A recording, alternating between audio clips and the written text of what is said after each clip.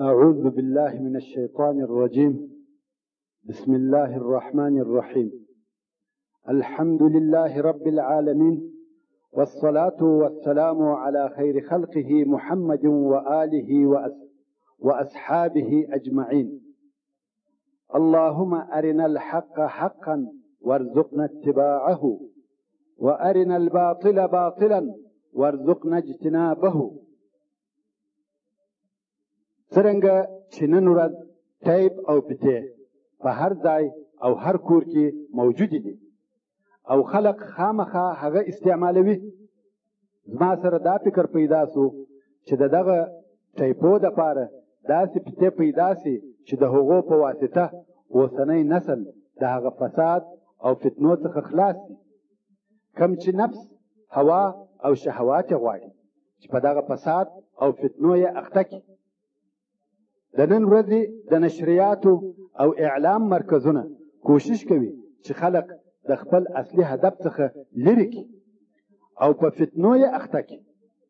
خو دا فتنې به بدل او عوض د هغه بېهوده او حرامو سازو وګرځي. وخت به هم په تېرېږي، اخروي فایده به هم ځینې اخیستل کېږي. اگر چې داسې اسلامي فتنې نورې هم ډېرې دي، خو په نورو ژبو دي. موږ پښتنو ته خاصتا د کندهار په لهجه که اسلامي فتنې موجودې هم وي، خو لږ به وي.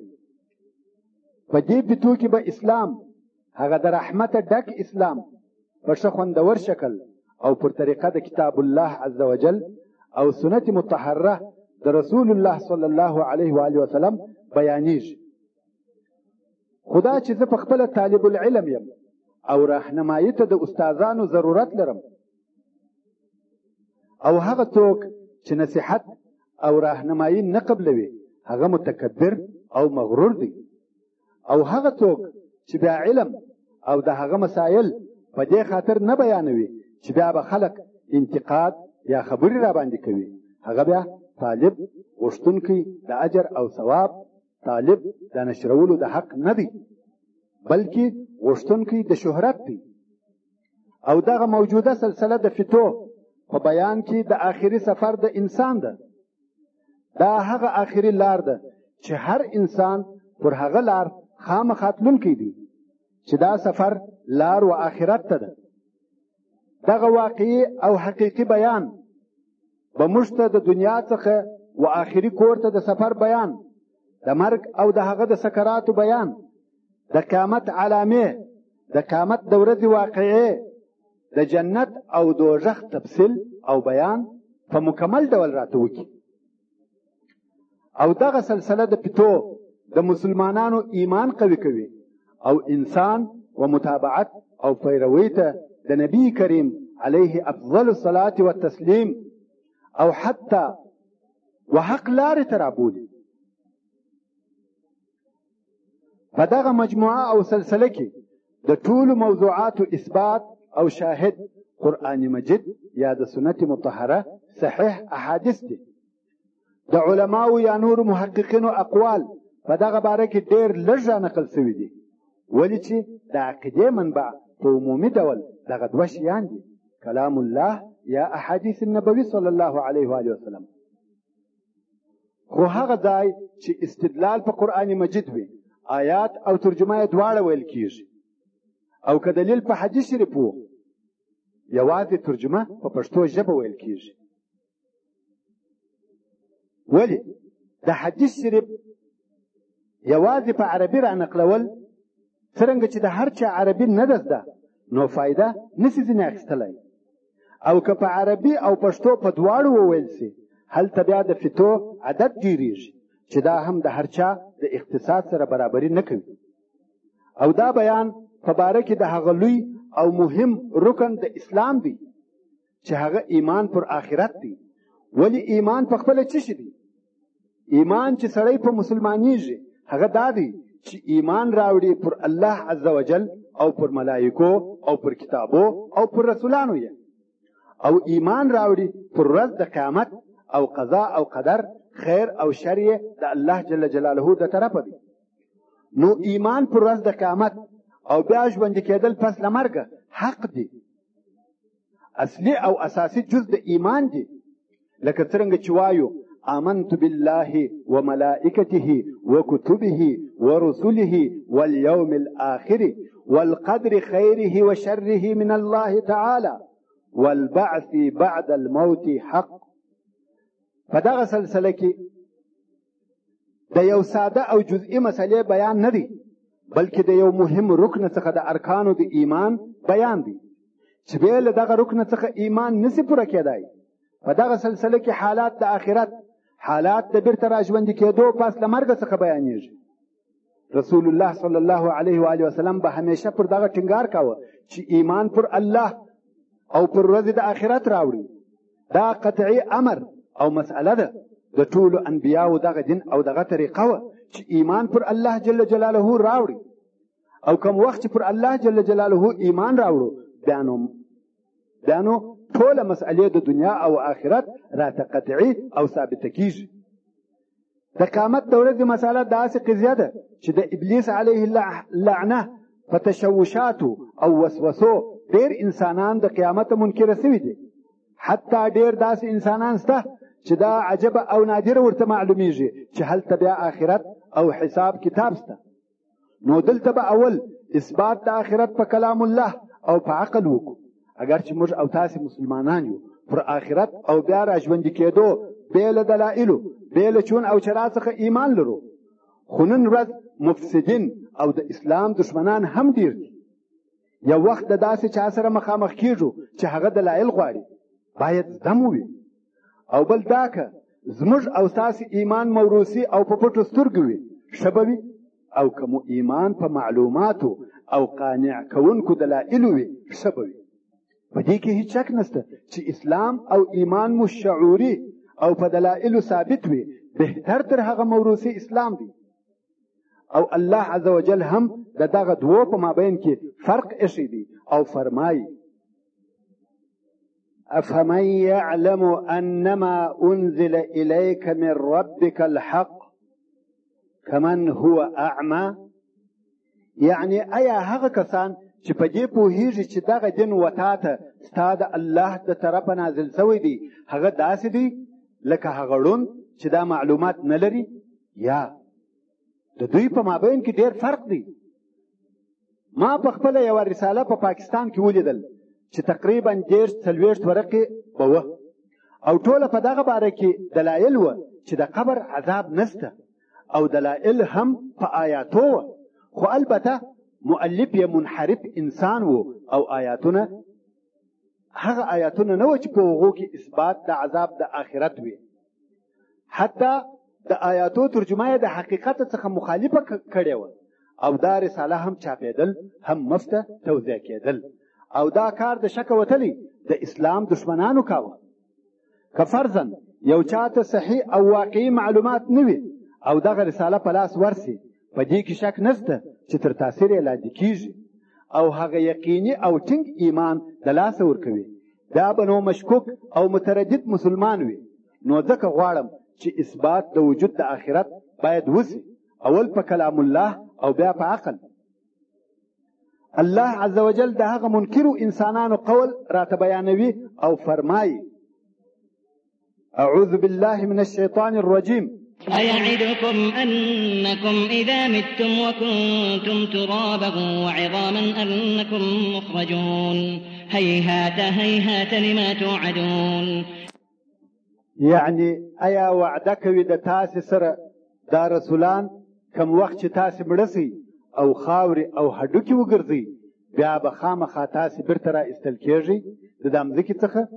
یعنې بعثت او بیا ژوندي کېدل ډېر لرې دي هېڅکله نشي کېدای هغه شی چې ستاسې سره یې وعده کېږي. او بیا به کفارو ویل إن هي إلا حياتنا الدنيا نموت ونحيا وما نحن بمبعوثين. ندی دغه زموږ د دنیا ژوند بې له دغه څخه چې مړه کېږو او ژوندي کېږو، یعنې پیدا کېږو او بیا مرو او پس له مرګه بیا نه ژوندي کېږو. دا هغه د منکرانو دلایل دي او نور ډېر آیاتونه شته چې د دغه قضیې په باره کې خبرې کوي، مګر کلام الله د دغو منکرانو دغه نظر او عقیده ورردوي او قرآن مجید عجیب ترین کلام دی او د هغه د اعجاز سره هیڅوک برابري نشي کولای. د دغه منکرانو رد او جواب وایي، خو دا رد په دلایلو او منطقو پر اصولو برابر قانع کوونکو منطقو وایي. د قرآن کریم د بیان طریقه داسې طریقه او طرز بیان دی چې فیلسوف او عام سړی دواړه په پوهېدای شي. د دغو منکرانو قطعي او لازمي رد ویلی دي. هغه منکران چې د آخرت او بیا راژوندي کېدو څخه منکره دي. الله جل جلاله فرمایي: ایحسب الانسان ان یترک سدى. آیا انسان دا ګمان کوي چې عبث او بیکاره به پرېښول سي؟ که داسې سي چې بې نتیجې پرېښول سي نو ګواکې انسان بې مقصده او بې هدفه پیدا سوی دی او دا ممکنه نه ده چې اشرف د مخلوقاتو انسان دی عبث پیدا سوی وي. الله عز وجل فرمایي: الم یک نطفة من منی یمنى ثم كان علقة فخلق فسوى فجعل منه الزوجين الذكر والأنثى. هغه الله چې انسان یې د نطفې څخه پیدا کړي او بیا یې دغه لوړې درجې ته د خلقت ورساوه، نر او ښځه یې ځینې جوړ کړه. الیس ذلک بقادر علی ان یحیی الموتى. آیا دغه ذات قادر الله دغه قدرت نه لري چې بیا دې مړي راژوندي کړي؟ پاکي دې وي ده لره، والله لريه. او قرآن کریم د دغه منکرانو رد په نورو جلیلو او معظمو آیاتو کې هم راته بیانوي. او په سورة بني اسرائیل کې فرمایي: وقالوا أإذا كنا عظاما ورفاتا أإنا لمبعوثون خلقا جديدا. او دغه منکرانو به ویل کم وخت چې موږ پس له مرګه هډوکي او خاورې سو، آیا موږ بیا راژوندي کیږو؟ بیا بیرته نوی خلق کیږو؟ قل كونوا حجارة أو حديدا أو خلقا مما يكبر في صدوركم. الله جل جلاله فرمایي ورته ووایه چې تاسې ډبرې سئ یا اوسپنه سئ یا بل کم داسې شی سئ چې د هغه فنا کېدل او ژوندي کېدل ستاسې په سینو کې و تاسې ته لوی او سخت معلومیږي، خو بیا به هم تاسې راژوندي کړو. فسيقولون من يعيدنا. نو دوی به ووایي څوک مو راژوندي کوي؟ قل الذي فطركم اول مره. ورته ووایه هغه ذات به تاسې راژوندي کړي چې اول وار یې پیدا کړي یاست. فسينغضون إليك رؤوسهم ويقولون متاه قل عسى أن يكون قريبا. او دغه کفار به سرونه وغورځوي و به ښوروي د پسخن په قسم، و به وایي چې دا به کله وي؟ ورته ووایه شاید دغه بیا راژوندي کېدل نږدې وي، ولې هر شی چې راتلونکی دی هغه نږدې دی. جواب او رد د دغه منکرانو په ډېر بسیط او ساده ډول ورکول کیږي. الله عز وجل په سورة مریم کې فرمایي: اولا يذكر الانسان انا خلقناه من قبل ولم يك شيئا. آیا نور په یادوي انسان دغه منکره انسان چې موږ دی پیدا کړي هغه اول وار چې دی هیڅ شی نه و، عدم و فقط. هغه څوک چې ته پیدا کړې او ته هیڅ شی نه وې. ورونو، یوه نطفه د منیو دغه کوچنۍ نطفه 250 میلیونه منوي حیوانات پکښې دي. آیا انسان یو شی وو؟ هو، د نر نطفه او د ښځې بویزه وو. نو هغه ذات چې ویې کولی سوای چې دغه نطفه او بویزه سره یو ځای کړي او دغه ښایسته انسان په پوره او کامل خلقت د عقل او علم خاوند ځینې جوړ کړي، آیا دا قدرت نه لري چې دوهم وار یې بیا خلق او پیدا کړي؟ الله عز وجل په سوره یاسین کې فرمایي: اولم ير الانسان انا خلقناه من نطفه فاذا هو خصيم مبين. آیا انسان نه ویني، نه پوهیږي چې موږ دی د نطفې څخه پیدا کړی دی او بیا دی ښکاره معلومداره خصم دشمن دعوه کوونکی وګرځي؟ دلیل وایي مجادله مقابله کج بحثی کوي وایي زه الله نه یم پیدا کړی جنت او دوزخ نسته دلیل او منطق استعمالوي وضرب لنا مثلا ونسي خلقه وموږ ته مثال راوړي او خپل خلقت یې هېر کړی دی ابی ابن خلف کافر ورسول صلی الله علیه و آله وسلم ته راغی او د داسې مړه انسان هډوکي ورسره وه چې ډېر پخوا مړ سوی و دغه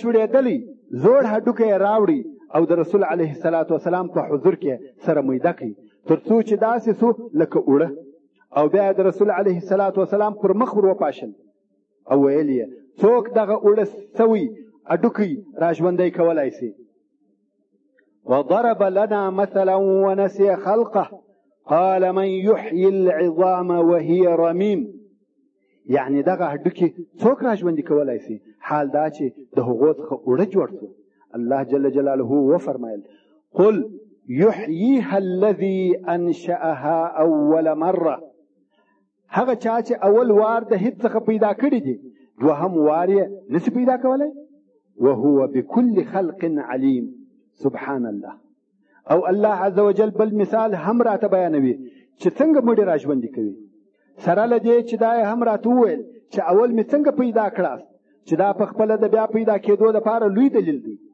هغه ذات چې اول وار پیدا کړو کولی سي چې بل وار مو هم پیدا کړي مګر الله عز وجل بل مثال په بل شي هم راته وایي د سورة الاعراف په 50 آیات کې فرمایي وهو الذي يرسل الرياح بشرا بين يدي رحمته حتى إذا أقلت سحابا ثقالا سقناه لبلد ميت فأنزلنا به الماء فأخرجنا به من كل الثمرات كذلك نخرج الموتى لعلكم تذكرون يعني دغه الله هغه ذاتي چې زیری کون کې بادونه را لیږي په مخ کې یا د مخه د رحمت ده چې باران دی تر هغو چې راواخلي دغه بادونه درنې اورېږي چې په اوبو درنې وي هغه مځکې ته چې مړه وي یعنې وچه او بې وښو وي او بیا نازلې کړو د دغې اورېږې څخه اوبه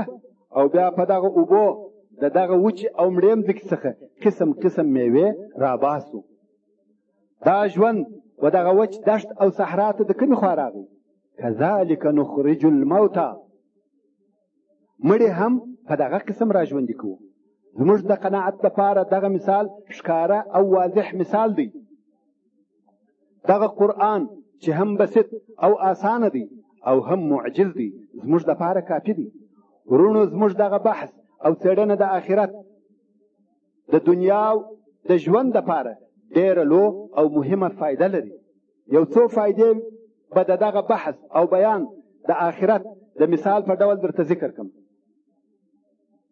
اول دا چې اصلا ایمان پر قیامت او ایمان پر بیا را ژوندي کېدو د عقیدې یو مهم اساس اصل او جز دی بې له دغه عقیدې څخه موږ نسو مسلمانان کېدای او انسان چې بیا ایمان ونه لري هغه انسان نو څه ارزش او قیمت لري الله عز وجل د سورة الطور په سر کې فرمایي بسم الله الرحمن الرحیم والطور وكتاب مسطور في رق منشور والبيت المعمور والسقف المرفوع والبحر المسجور الله جل جلاله قسم او بیا قسم یادوي چې ان عذاب ربك لواقع ما له من دافع يعني بشکه عذاب در رب ستا خامخا واقع کیږي پر هغه مستحق خلقو او نسته هغه عذاب لره هیڅ دفع کوونکی نو دا داسې مسله ده چې باید خامخا په زړو کې ثابته شخه او یقیني سي د قرآن مجید په سر کې په شروع کې د سورة البقره هغه چې الله جل جلاله د مسلمانانو وصف بیانوي فرمایي الذين يؤمنون بالغیب بل ایمان څخه پر غیبی او پټو شیانو عقیده نسی موجودېدلی او په بل آیات کې فرمایي وبالآخرة هم یوقنون یعنی پر آخرت بل تردد او شک څخه ایمان او یقین لري نو کم وخت چې موږ د آخرت بیان کوو په حقیقت کې موږ د ایمان اساس او تادای اجدو او بل ایمان خو نو ژوند هم ژوند د حیواناتو دی د دغه بحث د آخرت بله فایده دا ده چې مسلمان په بعضې اعمالو کارو مکلف دی چې خیر موجود سي او شر ایسته سي. نو دغه عمل چې موږ په مکلف یو که هلته بیا آخرت نه وي نو زموږ دغه عملونه به بې له نتیجې بې له اجره او جزا څخه وي.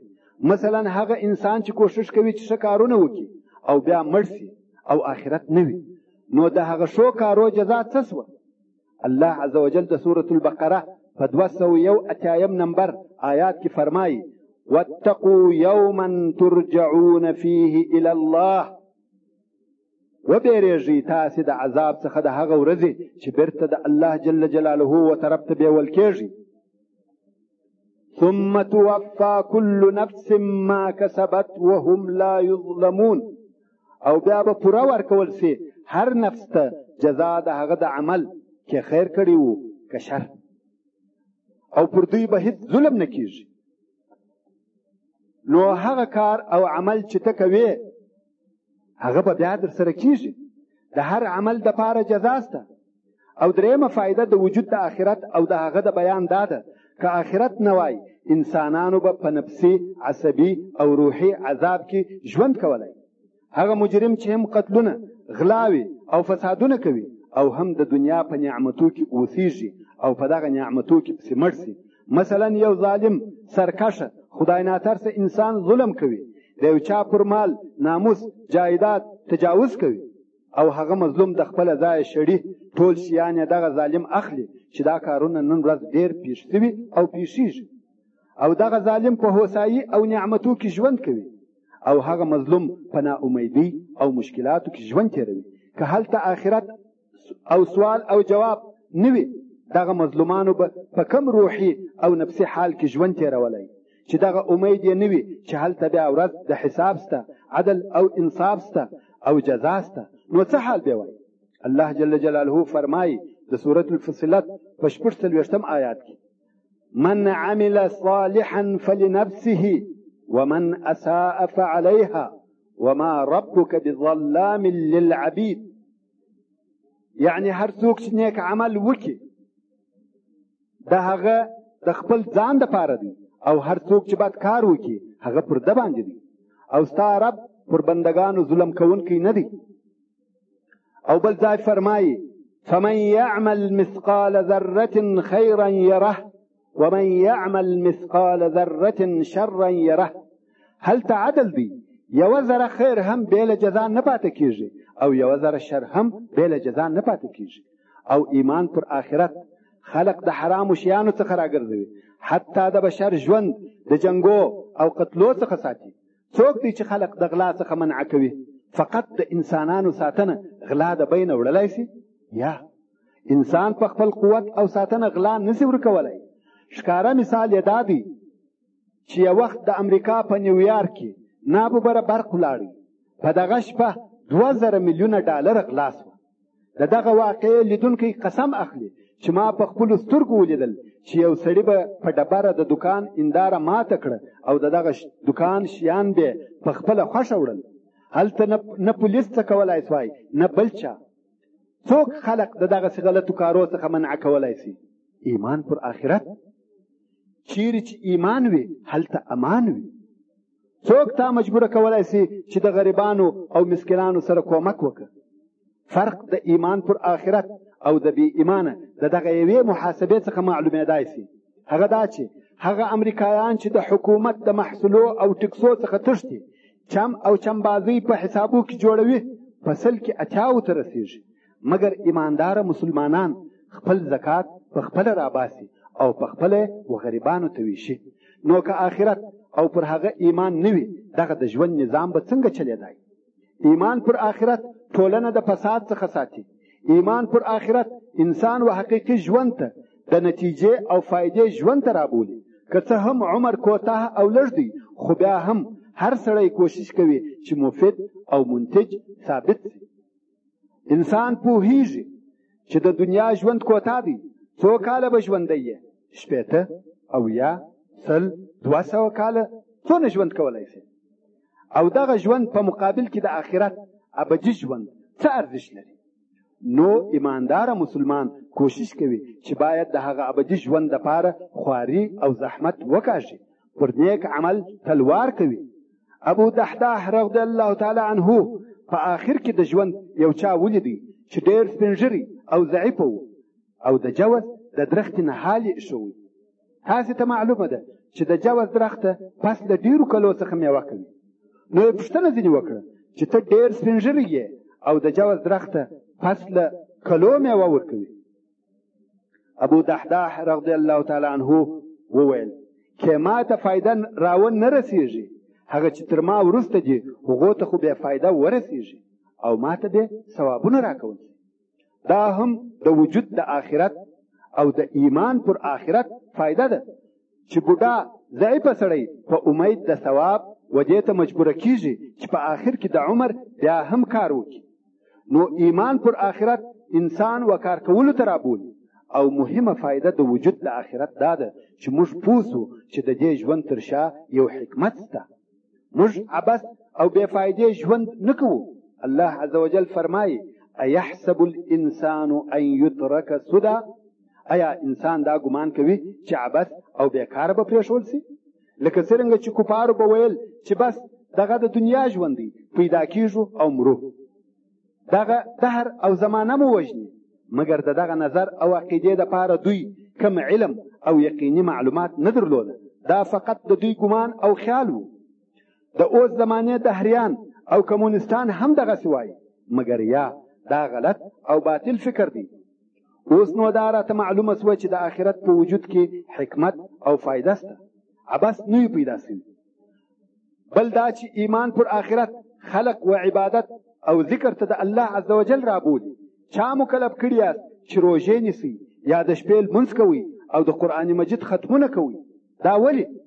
دا ځکه چې آخرت سته او د الله عز وجل د عذاب څخه بیریږي او ثوابونه غواړي.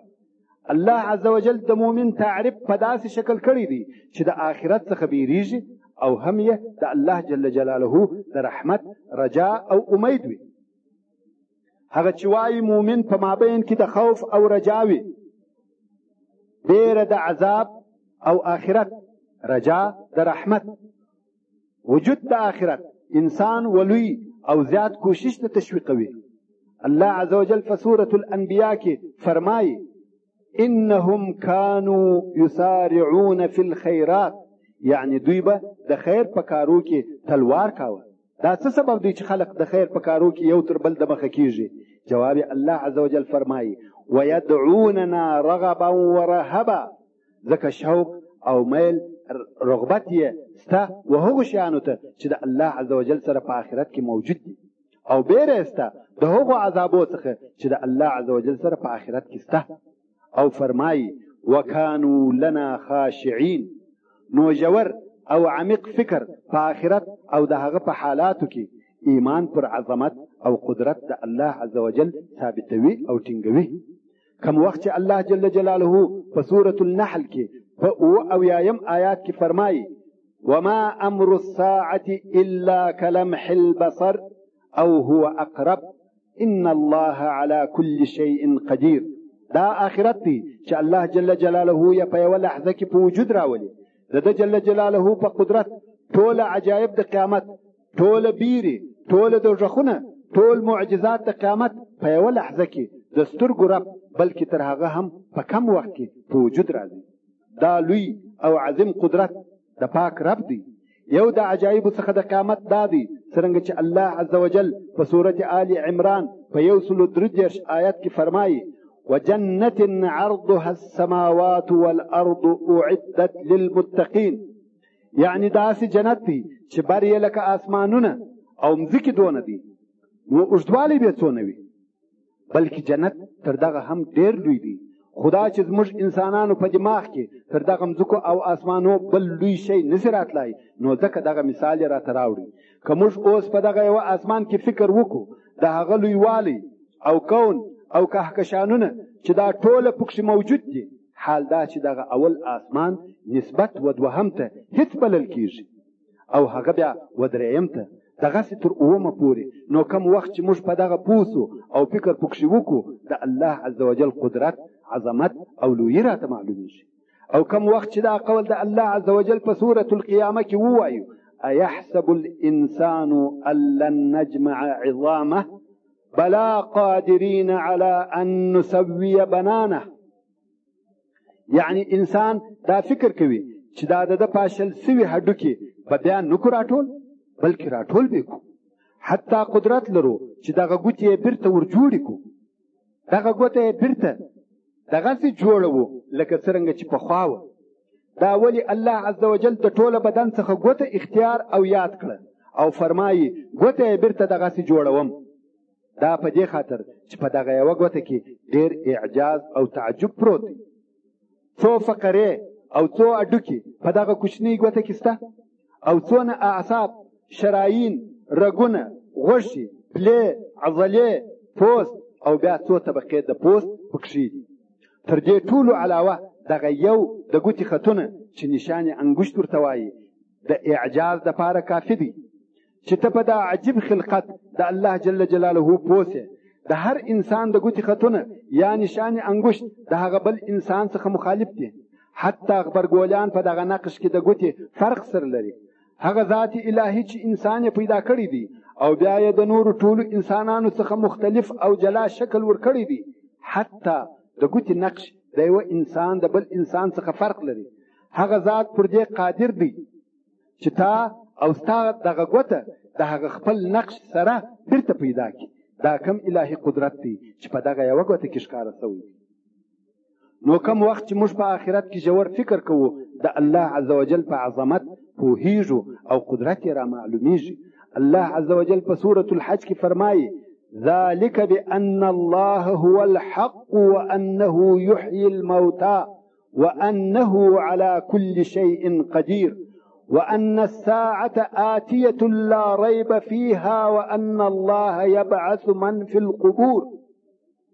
يعني بشكل الله جل جلاله حق ثابت موجود دائم دی او بشکه الله مړي ژوندي کوي او بشکه الله پر هر څه قادر دی او بشکه قیامت راتلونکی دی چې د هغه پر راتلو کې هیڅ شک نشته او بشکه الله را ژوندي کوي او را پاتوي هغه کسان چې په قبرو کې دي د حساب او جزا دپاره. که د قیامت په باره کې فکر وکړو زموږ ایمان پر عدل د الله عز وجل زیاتیږي. هغه دا چې هلته هر انسان د خپل ځان او خپلو ګناهو مسؤله دی. الله عز وجل په سورة النجم کې فرمایي الا تزر وازرة وزر اخرى وان ليس للانسان الا ما سعى. یعنی نه اخلي هیڅوک بار د بل چا او بل دا چې نسته هیڅ انسان لره مګر جزا د هغه شي چې د کړی وي. وأن سعيه سوف يرى ثم يجزاه الجزاء الأوفى. او بشکه جزا د عمل د دبه وروښول سي او بیا به جزا پوره جزا ورکول سي. د نیکۍ جزا نیکه د بدۍ جزا بده. هلته ظلم نسته، کمبوتین نسته، پوره او کامل عدل دی او بیا هم ایمان پر آخرت او فکر په آخرت کې موږ وخپل ځاني مسؤلیت ته په ښه ډول متوجه کوي. ځکه په آخرت کې ته مسؤله یې. دې ته نه کتل کېږي چې کورنۍ او فامیل دې څوک دي. شاعر وایي په آخرت کې نسته دا پوښتنه چې د چا زوی یې د کم وطنه. الله عز وجل په سوره عبس کې فرمایي یوم یفر المرء من اخیه وامه وابیه وصاحبته وبنیه لكل امرئ منهم يومئذ شأن يغنيه. یعنی د قیامت داسې ورځ ده چې سړی به تښتي د خپل وروره او د خپل مور او پلاره او د خپل ملګري یعنی ښځې څخه او د خپلو زامنو څخه. د هر چا به په دغه ورځ داسې حال وي چې د بل چا د حاله به بې پروا وي. کورنۍ او اهل بیت دې فایده نه در رسوي، فقط ته او ستا عمل.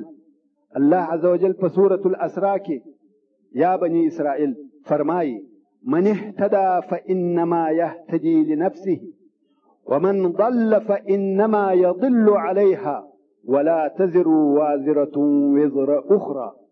یعنی هر څوک چې پر سمه لار روان وي بېشکه دی سمیږي د خپل ځان د فایدې دپاره او هر څوک چې ګمراه سي بېشکه چې ګمراه کېږي په ضرر د خپل ځان او هیڅوک د بل چا د ګناه بار نه اخلي، ستا خپلوان ستا ګناهونه نه اخلي.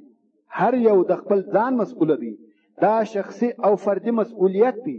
فرضاً که دې د سهار لمونځ ونه کوي، ته به حساب ورکوې او جواب به وایې، نه ستا پلار یا بل قریب.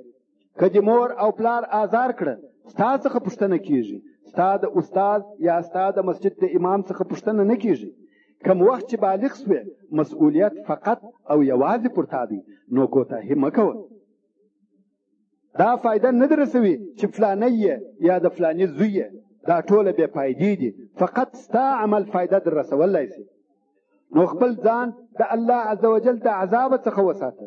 رسول علیه السلام چې خپله کورنۍ سره یو ځای کړه، نو یې وفرمایل: ای اولادې د کعب ابن لؤی چې دا د قریشو د نیکهګانو څخه دی، خپل ځانونه په خپله د اور د عذاب خلاص کړئ. او ویل: ای اولادې د مره ابن کعب، خپل ځانونه په خپله د اور څخه وساتئ. او یا بني هاشم، خپل ځانونه د اور څخه وساتئ. یا بني عبدالمطلب، خپل ځانونه په خپله د اور څخه وساتئ. او یا فاطمه بنت محمد، خپل ځان په خپله د اور خلاص کړئ. زه د الله د طرفه ستاسې دپاره د هیڅ شي مالک نه یم. د دې حدیث شریف روایت امام بخاري او امام مسلم کوي. نو که یو چا خپل اقربا یا خپل قبیلې ته فایده رسولی سوای، نو به رسول الله صلی الله علیه و آله وسلم خپل اهل بیت ته فایده رسولی وای. او په خپل رسول علیه السلام فرمایي: ما اغنى عنکم من الله شیئا. ورونو د آخرت بیان یوازې معلومات د آخرت نه دي، بلکې د آخرت بیان هغه اصلي او اساسي بیان دی چې خلق وشه عمل کولو ته راجلبوي. او اوس به ان شاء الله د مرګ او روح بیان شروع کړو. حقیقت د دغه ژوند څه دی او حقیقت د مرګ څه دی، او آیا پس له دغه ژوند او مرګ بیا هلته بل شی شته؟ خپلې خبرې به د یو لوی مسئلې څخه را شروع کړو چې هغه خبره د روح ده. روح څه دی؟ یهودو لعنت الله علیهم غوښته چې رسول علیه السلام امتحان کړي. نو یې د قریشو سره 3 سوالونه ورته راولېږل. اوله پوښتنه یې د هغو ځوانانو په باره کې وه کوم چې د سحیق یا د قیانوس په وخت کې وه، چې د هغو قصه څنګه وه. د هغو په باره کې په سورة الکهف کې د اهل کهف د هغو ځوانانو قصه نازله شوه. او بله پوښتنه یې د هغه پاچا په باره کې وه چې پر ټوله مځکه پاچا و. د دغه سوال په جواب کې قصه د ذوالقرنین نازله شوه. مګر درېیمه پوښتنه یې دا وه چې روح څه دی. او د یهودو امید و چې رسول علیه السلام به د دروسو سوالو جوابونه ورکړي. د اول او دوهم سوال قصه په خپله یهودو ته معلومه وه، مګر درېیم سوال چې روح دی د هغه په حقیقت هیڅوک نه دي خبر. او د دوی دا خیال و چې رسول علیه السلام به د روح په باره کې هم جواب ورکړي، او دوی به وایي چې درواغجن دی، العیاذ بالله. ولې چې د روح په باره کې بې له الله جل جلاله څخه بل چاته معلومات نشته. نو د دغه 3 سوالو په جواب کې الله عز وجل په قرآن کریم کې د اهل کهف یا اصحاب الکهف په باره کې او د ذوالقرنین په باره کې تفصیل ورکړي. او بیا یې د روح په باره کې د سورة الاسراء 15 نمبر آیات کې وفرمایل: ويسألونك عن الروح قل الروح من امر ربي وما اوتيتم من العلم الا قليلا. هو اي محمد صلى الله عليه واله وسلم ودویته چې روح زما د رب د کارو څخه دی، او نه دی درکول سوی تاسې ته د علم او پوهی څخه مګر ډیر لږ. د روح حال عجیب او غریب دی، بې له الله عز وجل څخه بل څوک نه په خبر او نه په پوهیږي. علماء کرامو د روح په باره کې خبرې کړي دي، او بعض علما د دغه آیات په ترجمه کې د روح ترجمه او تفسیر لکه څرنګه چې په نور آیاتو کې معروفه او مشهوره ده په جبريل علیه السلام کړې ده. یعنی د روح څخه جبريل مقصد دی، او دلیل یې هغه نور آیاتونه دي کوم چې اشاره کوي چې جبريل ته روح هم ویل کېږي. هغه لکه دا قول د الله عز وجل: يوم يقوم الروح والملائكة صفا لا يتكلمون إلا من أذن له الرحمن وقال صوابا. الله عز وجل تعرج الملائكة والروح إليه. او په بل آیات کې: تنزل الملائكة والروح فيها او په بل آیات کې فارسلنا الیها روحنا فتمثل لها بشرا سویا. په دغه ټولو آیاتو کې مقصد او ترجمه د روح جبريل علیه السلام دی. نو په دغه آیات کې هم د روح ترجمه په جبريل علیه السلام سره کوي. خدا د بعض علماو قول دی، مگر بعض علما د اهل سنه والجماعه او علما سلف فرمایي چې مقصد د روح څخه دلته هغه د انسان روح دی. دا هم د یو ډلې د علماء کرامو رحمهم الله قول دی. یو لوی عالم د علماو څخه د اسلام په خپله د روح ترجمه او تعریف داسې کوي: روح دا عجبه شی چې موږ یې روح بولو. دغه عالم وایي روح یو جسم دی چې په خپل حقیقت کې د دغه بدن څخه چې موږ یې وینو مخالفه دی. او روح یو نورانی جسم دی، سپک ژوندی حرکت کوونکی جسم دی چې د اعضاو په ذات او د ننه کې تک کوي او ګرځي. ګرځېده د ننه په اعضاو کې داسې دي لکه ګرځېده د اوبو په ګلګلاب کې، یا جریان او وجود د غړو د زیتون په دانه کې، او یا اور په سکروټه کې، تر څو چې دغه د انسان اعضا د دغه قابل وي چې هغه آثار چې د دغه لطیف جسم یعنی روح څخه ورته راځي قبول کړي. نو دغه روح و دغه محسوس د دغه محسوس اعضاو سره تړلی او یو ځای وي. هغه آثار چې د روح څخه و جسم ته راځي هغه څه شي دي؟ هغه لیدل، اوریدل، حرکت، اراده دي. روح دغه شیان و جسم ته ورکوي، ولی په خپل جسم نه حس لري، نه حرکت او نه اراده لري. دا شیان هغه وخت په جسم کې پیدا او موجود وي چې روح ورسره وي. مګر که بیا دغه جسد او اعضا د مرضو او حادثو په سبب فاسد او خراب سوه او دغه آثار د روح یې نسوای قبلولی، نو روح د بدن څخه جلا کیږي او عالم الارواح ته ځي. یو بل عالم الاسلام او امام فرمایي چې انسان د روح او بدن د دواړو څخه عبارت دی، یعنی روح او بدن دواړه سره یو ځای انسان ورته ویل کیږي. او روح یې تر بدن ډیر اهمیت لري، ولی روح دی چې د انسان څخه انسان جوړوي، او بدن د روح د پاره وړونکی او کشونکی دی. لکه څرنګه چې ابو دردا رضی الله تعالی عنه وایي زما بدن زما وړونکی دی، که مې مهرباني پر وکړه مقصد ته مې رسوي، او که مهرباني پر ونه کم مقصد ته مې نه رسوي. او هغه عالم او امام نور هم د روح په باره کې زیاتوي او وایي چې په ورځ د قیامت په ټول خلق یو د بل سره دعوی کوي چې تا په ما داسې وکړه. مقصد هغه بدبختان او ګناهکاران دي. حتی دا دعوه به د روح او بدن په مابین کې هم وي. روح به بدن ته وایي تا بدي او بد کارونه کول، او بدن به بیا روح ته وایي تا پر بدو کارو امر کولم. نو به الله عزوجل یو ملائکه راولیږي چې د روح او بدن په مابین کې فیصله وکړي. ملائکه به ورته ووایي چې ستاسې مثال داسې دی لکه د یوه ړانده او شل مثال. یعنی یو سړی شل وي، پر پښو نسي ولاړېدی، او بل ړوند وي، دواړه یوه باغ ته ورننوتل. شل ولیده چې هلته میوه په درخته زړېږي، شل یې ویني مګر ورتلای نسي. نو یوه ړانده ته وویل زه میوه وینم مګر ور ولاړېدای نسم. ړانده ویل زه ور ولاړېدای سم مګر وینم یې نه. شل ورته وویل راسه ته مې واخله زه بیا وشکوم. نو ړانده دغه شل په اوږو کې واخیستی او هر طرف ته چې شل وایي هغه طرف ته بیایي او شل میوې شکوي. نو ملایکې ورته وویل جزا و کم یو ته ورکول کېږي؟ بدن او روح ورته وویل و دواړو ته ورکول کېږي. ولې په دواړو یې دا کار کړی دی چې میوه یې بې له اجازې واخیستې. نو به ملایکه ورته ووایي تاسې هم دغسې یاست، دواړه مسؤله یاست. د دغه مسئلې څخه موږ پوهیږو چې انسان جسد او روح دی، او دوی دواړه په اراده کولو کې د انسان د کارو مشترک دي، او پر دوی دواړو ثواب یا عذاب نازلیږي. داسې نه ده چې یو به مسؤل وي او بل به خلاص وي لکه بعض خلک چې وایي. بله مسئله د روح او د بدن د جلا کېدو ده. روح د بدن څخه په څو قسمه جلا کېږي. هغه لوی او مهم جلاوالی یې د مرګ په وخت کې جلا کېده دي چې هغه ته قیامت الصغرا ویل کېږي، یعنی کوچنی قیامت. نو هر هغه څوک چې مړ سي د هغه قیامت شروع سو. په صحیح البخاري او مسلم شریف کې د حضرت عایشه رضی الله تعالی عنها څخه روایت کیږي چې ویل یې اعراب یعنی د صحرا او عرب به ورسول علیه الصلاة والسلام ته راتله او د قیامت پوښتنه به ځینې کول چې قیامت کله دی.